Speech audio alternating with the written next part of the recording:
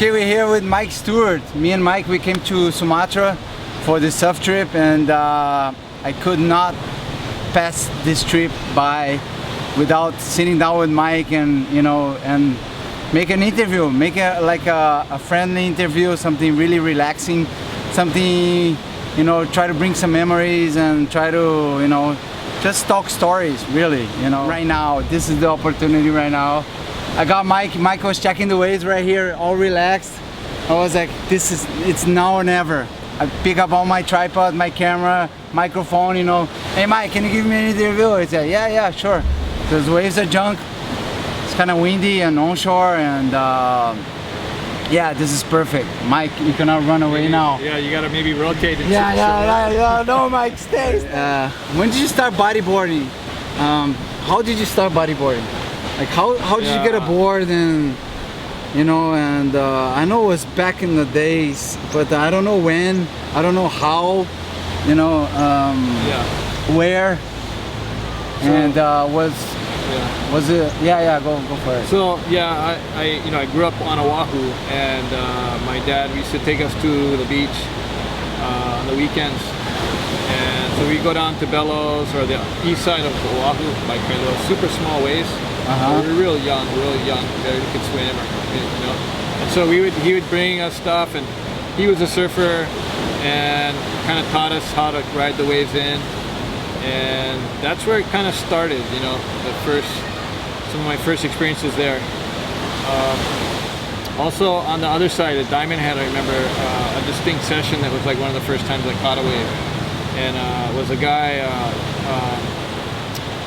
living on the east or the south shore.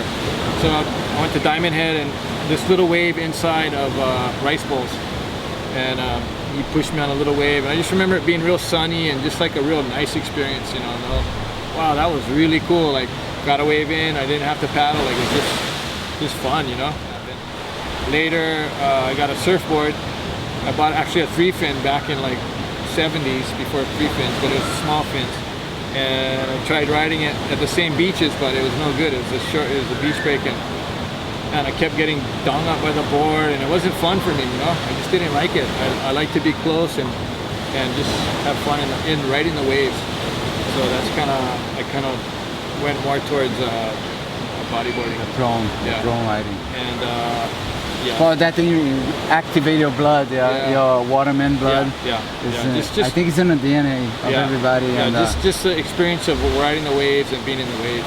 The fun. Yeah. And you're just like, this is it. This is me. Love in the first touch. Yeah, it was fun to do. And when was the first contest? When you for your first good contact on the contest? Yeah, so in 1976, I moved to the Big Island, and before that, I was riding after school, because my friend his dad was a commercial diver, so he used to take us down to the South Shore, and we used to surf like rock piles and those little spots on South Shore before I moved to the Big Island. And that was like for me, that was a big thing too, like to be able to go after school with my friends, like just every day going in, surfing, riding little hollow waves.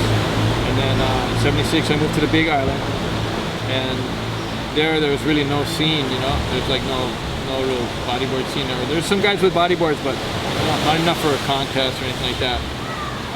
They did have a body surfing contest in 79, and I entered that. And then that was the first contest I entered.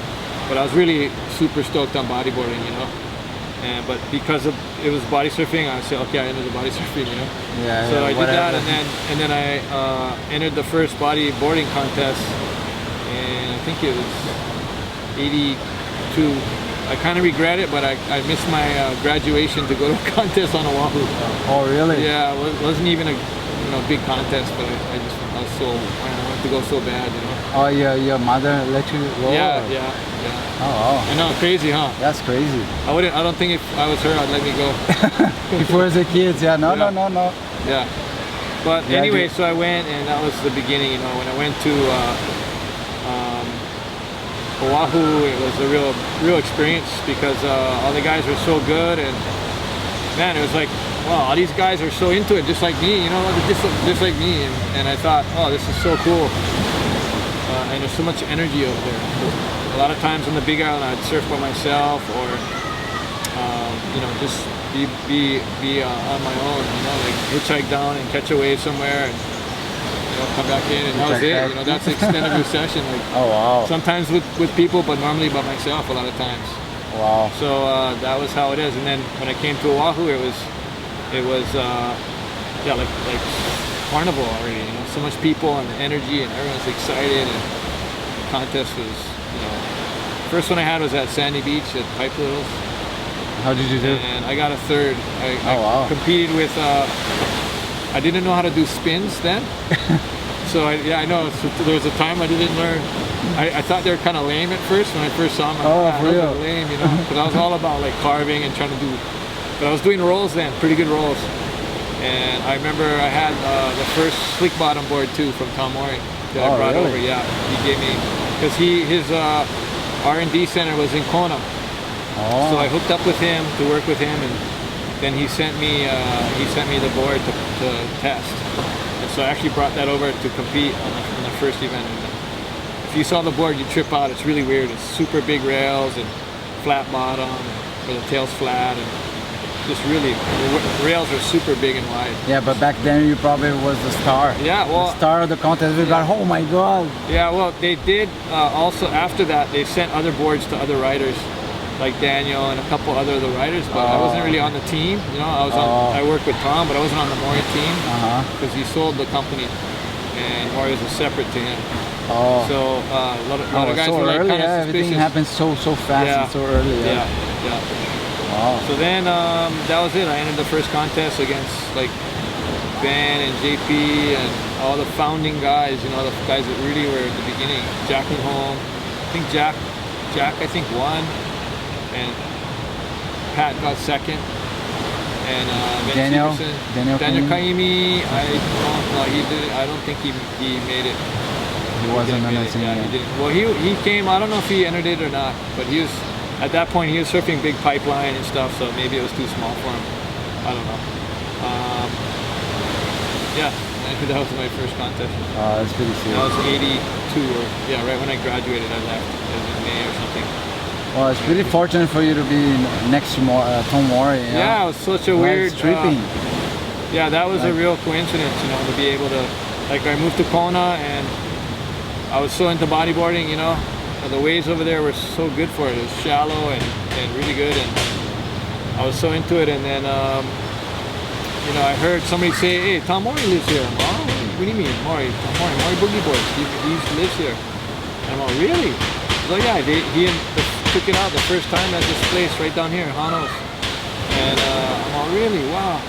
And then I heard that. As soon as I heard that, I'm like, "Wow, I gotta meet this guy," you know, like. And then I went to his R&D center, and that was really neat. That was super. For me, it was like fantasy land, you know. He had a big warehouse, and he was experimenting with all kinds of interesting things, you know, like flying craft. He built a life-size flying, like a water skate kind of thing. He attached a VW engine with a prop, and this thing was gonna kind of flutter on the ocean and kind of like fly a little bit, use the ground effect. So he was doing some of that, and then upstairs was like where all the real interesting stuff was going on. You know, all the more secret stuff. So for 1 week or 2 weeks, I couldn't go up there. I could only stay downstairs and clean up. But all the stuff down there was crazy. Oh, you help him out, like? Yeah, just like cleaning. You know, I'll do anything. You know. Oh yeah, come on. Just be in touch, yeah. Yeah, he's like, oh, I'll give you a job. You know, just whatever. You can clean up around the shop. You know. So I'm okay. I'm in. You know. That's it. And then I remember one day, it was a kind of a special day. I walked in and I saw this boogie board, a blue one, and it had looked like a fiberglass bottom. It was shiny slick. And I went to touch it. Wow, that's really neat. You know, it looked like glass. And I touched it, and it actually was soft. I'm like, oh my gosh, how's this stuff? You know, super slick and soft. Oh wow! And that was like the beginning of the slick skins. And so I got a couple of those from him. to ride and just experiment, you know. So for a little while I was testing boards for him, but at that point he was kind of over his like bodyboards was one thing he already did, and he's kind of like he wanted to move on to other things. Like he was doing a lot of other stuff, like crazy stuff, like his mind and other stuff. Yeah, different like gravity things and with bicycle wheels with magnets on them and stuff, like just kind of crazy stuff. Oh, that's back in like the 70s, yeah? Yeah, that was 79, 80, right around there. Yeah. Oh, that's unreal. I never knew about that. Yeah, it was really neat. That's tripping. Yeah, it's really neat. That helped you like totally. Yeah, totally. Start your career, start really digging the sport, like from the material to the waves to development and to be with the guy that invented the sport. It's just it's pretty cool. Unreal. I mean, I always was interested in design and development and stuff, but that was like for me, it was like the kind of a catalyst. Like when I would go in there, because eventually he let me upstairs, you know, after he trusted me and he's gonna do more things. He let me upstairs and we started working on all kinds of different stuff, like swim fins and just crazy stuff, you know. And then when you became Mike Stewart, like I said, like, you know, you find out like, oh, this, you know, I'm good at this. Like, yeah, you know, when you find out that. Yeah, that's interesting. How about for you? I want to know what's your case? I can tell you later. Okay. This is about you. Okay, well I want to hear your story. Okay, I want to tell you, then you tell me. Okay. I go first? Okay, you can go first. Okay, first event I enter like 4 months later. I start bodyboarding 4 months later. I used to ride on my knees a lot. Right. With the 139, no slick bottom. The 139. So I got to the beach, and the whole meeting, everybody was meeting at the beach. Everybody has Mark 7, slick bottom. Yeah, right. And I look at it, oh my God, nobody has a board like mine. It's like, I'm so out of here. And then, you know what, I'm not going to the meeting. When they call me my name, I just grab my jersey and go straight to the water. So I did that. Grabbed my jersey, went straight to the water, start getting on my knees, dropping in on everybody. I didn't know about interference and anything because I missed the meeting. Of course, I didn't know anything about rules. Got 4th place and went home, and I was like, fuck. that was bad. And then 4 months after that, I had my Mark 7. You know, I progressed a little, especially material wise, and then I was good. I got 2nd place on the national, and you know, I lost to Paulo Esteves on the final. It was a man-to-man, everything man-to-man, and I got 2nd. And right there, I saw my potential. I knew, like, my dad knew it. My dad was like, wow, like, you know, 8 months, this kid's already taking 2nd place in the contest, a national contest. There's something there. And then there was, and just snowballed. Yeah, that's killer. Yeah. Wow, that's so fast. Yeah, it is. That's super fast. Yeah. See, it was. Yeah, by the time I competed, I didn't enter my first contest, bodyboarding contest. I flew to Oahu and entered it. I mean, you know, went off my but at that point, I thought of a lot of the maneuvers and was doing a lot of the maneuvers already, just not spinners. I didn't do any spinners yet, but I had to learn quick.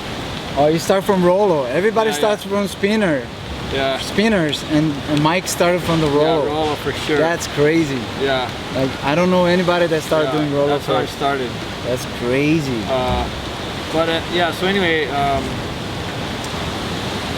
let's see. So for me, I guess, you know, I heard guys talking, you know, and sometimes I'd be surfing and I could hear guys talking and kind of had an idea that, okay, I'm on the right track. You know, guys are saying good things, not bad things.